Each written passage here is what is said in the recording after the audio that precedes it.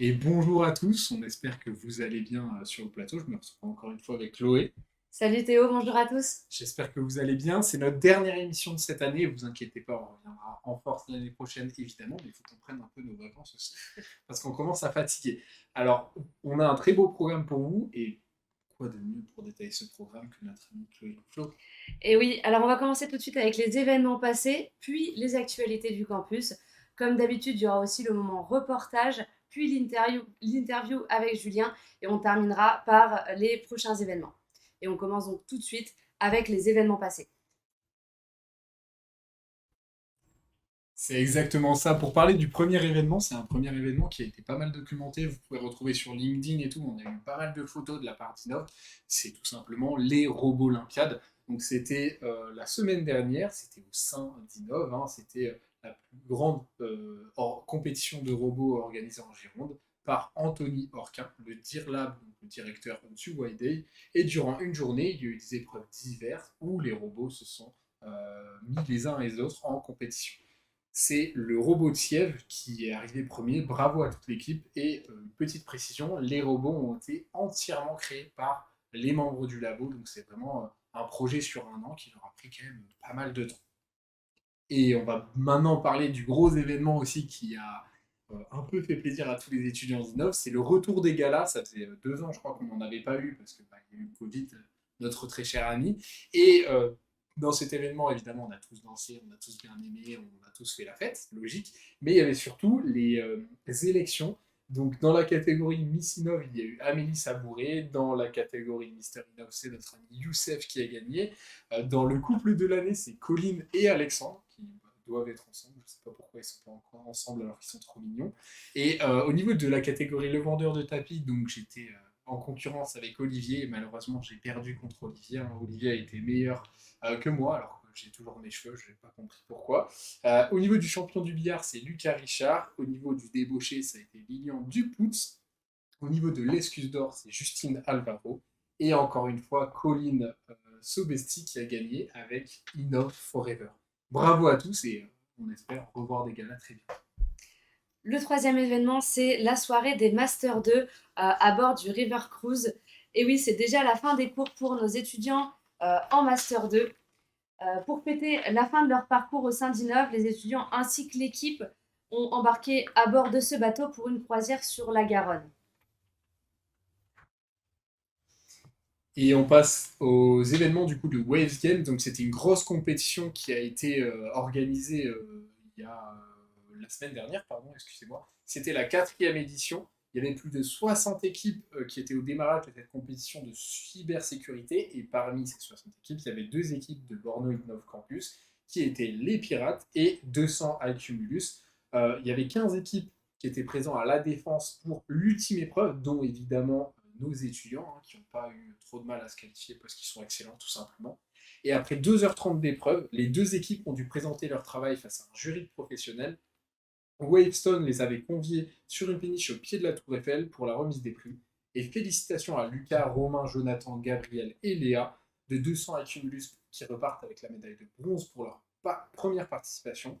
Et c'est exactement le même résultat pour l'équipe des Pirates avec Anthony, Thomas, Adrien, Johan, Pierre et Steven qui finissent aussi à une troisième place alors qu'ils avaient fini l'année dernière à une quatrième place. Donc félicitations à eux et un grand merci à Wavestone pour son accueil chaleureux et à l'année prochaine. Et pour finir sur les événements passés, cette semaine, notre partenaire Mano Mano, qui avait d'ailleurs encadré les Challenge 48 heures, a proposé des ateliers workshop à nos étudiants en informatique. Alors pendant 3 jours, découverte et approfondissement des métiers du cloud, de la sécurité, du développement ou même du management à travers des ateliers et des conférences. Et on passe tout de suite aux actus. C'est la fin des cours pour tous les étudiants, mais ce n'est pas synonyme de vacances puisque la plupart sont en alternance et donc passent à temps plein. Et pour les B1 et B2, eh bien, ils doivent, pour valider leur année, trouver un stage professionnel. Et on passe maintenant évidemment au moment interview, au moment reportage, pardon, et on vous laisse avec Hugo Asias qui a fait un album de rap, le 416, enfin, c'est son équipe le 416, et l'album s'appelle Le Millennium. Le millésime, pardon, excusez-moi.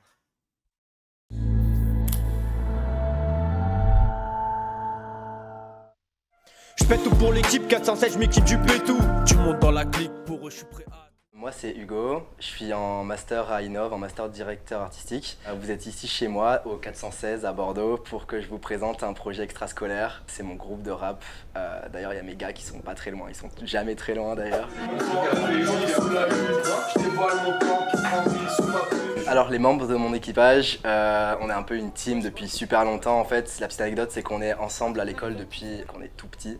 On vient de Dordogne à la base. On s'est jamais vraiment quitté mais on s'est retrouvés récemment pour faire un projet qui nous tenait à cœur et faire autre chose de notre temps libre que rien faire finalement. Dans notre groupe on est 5. Il y a Lucas sous le nom de Xinel.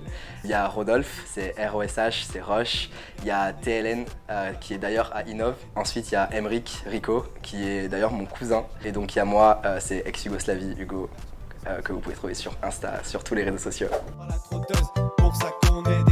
Notre projet, c'est un groupe de rap qui s'appelle le 416. Le 416, en fait, c'est mon appartement, c'est mon numéro d'appartement à la Victoire. C'est là qu'en fait, on a commencé à se dire, vas-y les gars, si on commençait à rapper et tout ça. Donc un jour, en soirée, on s'est chauffé, puis 2 soirées, puis 3 soirées, puis 4 soirées. Au final, on s'est dit, mais ça serait cool qu'on fasse ça en mode sérieux. Oh, je suis trop balèze, je te brûle un peu comme braise. S'il te faut un 16, mec, tape au 416.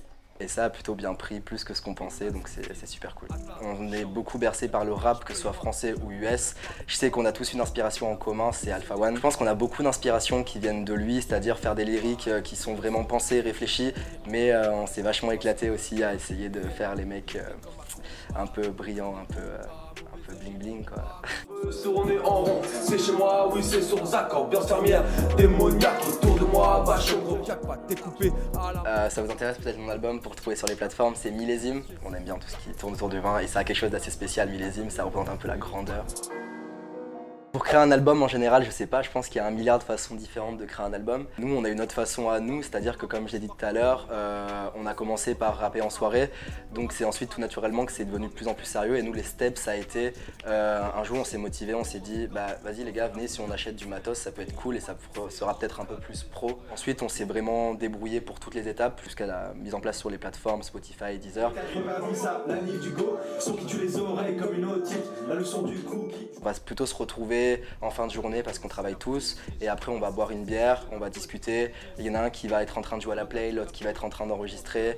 Juste on s'organise sur le tas en fait. On a fait faire des CD et ensuite il y a 2 personnes du groupe, donc ROSH et Zinel, qui sont allés les poster dans la boîte aux lettres de tout ce qui est famille et amis sur Bordeaux par surprise. Et donc les gens se sont réveillés dans la boîte aux lettres, ils avaient ça. Donc la pochette de l'album et à l'intérieur ils pouvaient trouver, un peu poussiéreux d'ailleurs, la pochette de l'album Millésime 416 avec le nom de tout le monde dessus.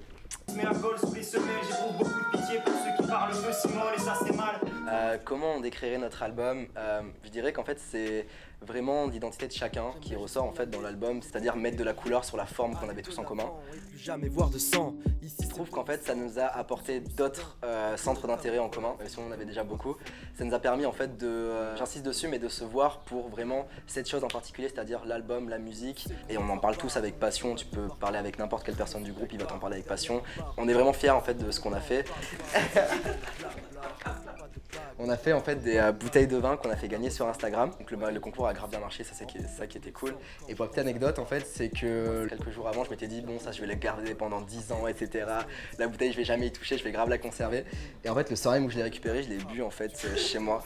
Et ça permet aussi de gonfler notre communauté sur Instagram. D'ailleurs on a un compte Instagram, c'est le 416, sur lequel vous pouvez suivre un peu les actus et tout ce qui est à venir parce qu'il y a beaucoup de belles choses qu'on est en train de préparer. Je dirais que venez écouter notre album et vous verrez que quand on y met du cœur en fait on peut arriver à quelque chose de plutôt sympa. Donc, Quand je fais rap pour expert balistique, ouais tu roules un stick mais je m'en bats les steaks. Moi je suis stoïque comme histoire à steak. De la rime je suis un technocrate. Tous les jours c'est du Wu-Tang dans le crâne. Je combatte à l'aise sous frappe n'est pas laisse boisson.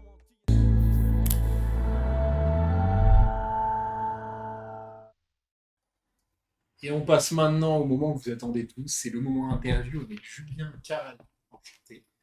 Enchanté. Donc justement, tu es en robotique à Innov et nous, si tu es parmi nous maintenant, c'est pour nous présenter un petit peu ton White Days sur lequel tu travailles depuis un moment déjà et tu vas encore travailler pendant un moment. Et du coup, je vais te laisser un peu déjà te présenter et après on ira sur le sujet que tout le monde attend avec impatience. Très bien, donc moi c'est Julien Carion, comme tu l'as dit. J'ai fait ce projet à Innov en B3, parce que je me suis dit, je vais arriver en B3, vas-y, go lancer un projet, comme ça je casse la baraque direct. Mhm. Donc je suis en robotique et ingénierie système et en informatique embarquée, en spécialité. Voilà. Et qu'est-ce qui t'a donné l'envie de passer du côté directeur de labo? Parce que c'est ça, quelque part, que tu es devenu. Avant, tu t'es dit, c'est pas le moment, je n'ai pas envie. Et là, en B3, tu t'es dit, vas-y, c'est moi qui prends les rênes d'un labo. Alors non, en fait, directement, si je suis arrivé en B3, moi, en fait, parce qu'avant j'ai fait un IUT à Bordeaux, Mhm. l'IUT GE2I, donc Mhm. génie électrique, informatique, industriel. Ok, Et je suis venu à Innov donc, pour continuer mes études. ok. Et c'est pour ça que pendant l'été, pendant les Wildcamp, je me suis dit, ah ouais, j'ai bien envie de créer un projet pour les Wilddays. Mhm. Donc c'est là que j'ai choisi de faire un projet. Donc tu avais déjà l'idée, enfin tu avais déjà l'envie d'être directeur et de créer un truc au Ouais. cours de ton cursus Innov. Ok, c'est intéressant, c'est intéressant. Est-ce que tu peux nous parler un petit peu plus de ton projet? En quoi il consiste? Qu'est-ce que c'est? Donc c'est un robot d'accueil pour les portes ouvertes. J'ai choisi de faire un projet comme ça, parce que j'ai envie de faire vraiment les choses en grand. Donc un robot d'1,60 m qui peut se stabiliser sur deux roues comme un Segway. Euh, ça, qui a pour but d'accueillir les étudiants lors des portes ouvertes pour pas qu'ils se perdent et qu'ils puissent avoir quelques informations lorsqu'ils arrivent. D'accord. Ok, est-ce qu'on peut en savoir un peu plus sur les différentes étapes que toi, tu as dans ce projet? Est-ce que tu as des trucs que tu vas tout faire? Où t'en es exactement à l'heure actuelle maintenant? Et quelles sont surtout les prochaines étapes que nous, on va devoir suivre? Ouais, alors effectivement, les premières étapes, c'était déjà de recruter, parce que mine de rien, je connaissais personne avant dans Innov, donc forcément, fallait que je recrute. Pendant l'été, je me suis fait un ami qui a bien voulu l'organiser avec moi, donc Mhm. déjà on était deux. Puis après, il a fallu recruter, on est monté à 10. Donc Ok. c'était déjà hyper cool d'avoir une équipe de 10 personnes à gérer. Et ensuite, il a fallu s'organiser. Donc j'avais parti toutes ces personnes en plusieurs équipes. Donc il y avait une équipe qui allait gérer l'interface qui est sur le torse du robot. Donc on peut le voir, il y a une interface tactile où on peut choisir les différents éléments que l'on va voir. Ensuite, il y avait les yeux. Donc le robot derrière son casque noir. Il y a des yeux affichés en LED et qui auront différentes émotions en fonction de l'interaction avec la personne. Ensuite, il y a la partie 3D donc, que vous pouvez voir à l'écran. Il a fallu donner une identité visuelle, donc ça a été quelque chose qu'il a fallu faire assez rapidement pour pouvoir se faire identifier par les autres projets et savoir à quoi allait ressembler notre projet. Ensuite, il a fallu faire en arrière-plan un peu le prototype, donc là, une version miniature d'environ 30 cm de haut de ce robot, donc qui elle reprend des fonctions basiques comme déjà tenir debout. Ensuite, ensuite avoir différentes connectivités en Bluetooth par exemple pour pouvoir le paramétrer. On a acheté un overboard, donc comme les trucs sur lesquels on monte Mhm. juste pour tenir debout et aller plus vite. Et on a pris ça, on l'a démonté, et le but c'était de faire du reverse engineering, donc arriver à le faire fonctionner avec nos programmes à nous, et pas avec le programme constructeur, pour pouvoir contrôler les moteurs. Et, parce que c'était une manière assez facile de pouvoir avoir des moteurs puissants qui permettent de porter quelque chose d'1,60 m de haut, mine de rien, et pour pas cher. Donc ça nous a coûté 40 €, donc en vrai ça nous aurait coûté 200 ou 300 €. Mhm. Et, et voici.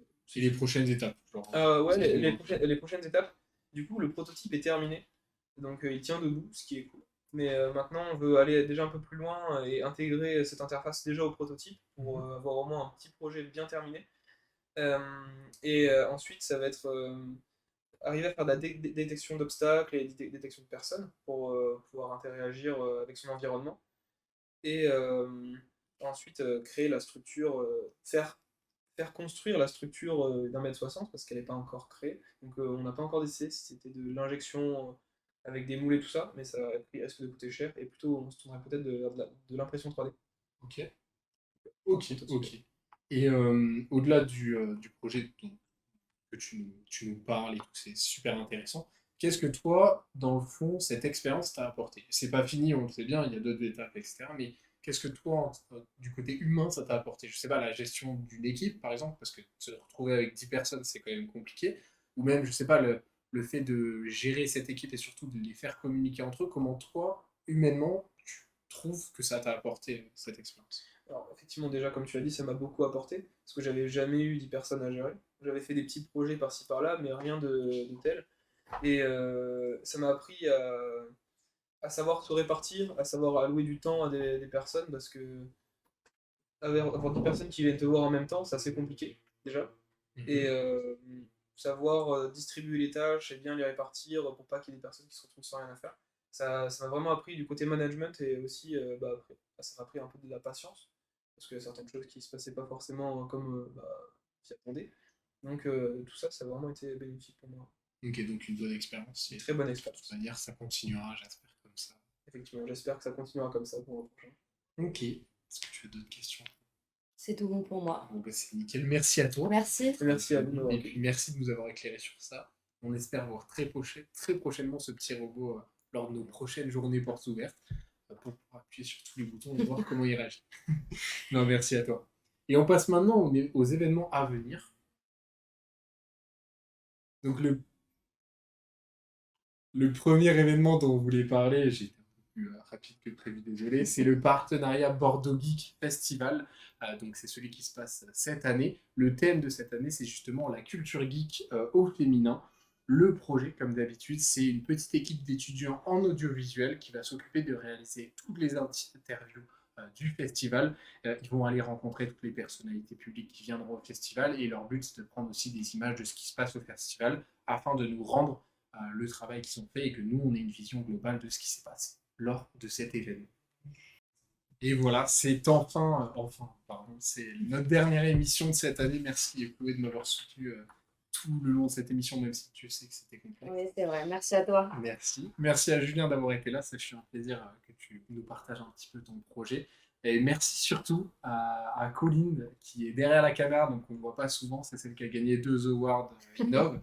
Et c'est surtout celle qui nous a soutenus et qui a été derrière la caméra tout au long de l'année. Donc merci du fond du cœur. Merci à Colline, toi. pour tout ce que tu as fait. On vous remercie d'avoir été encore une fois présent. On espère vous revoir nombreux l'année prochaine. Et à bientôt. Des gros bisous. Ciao, ciao.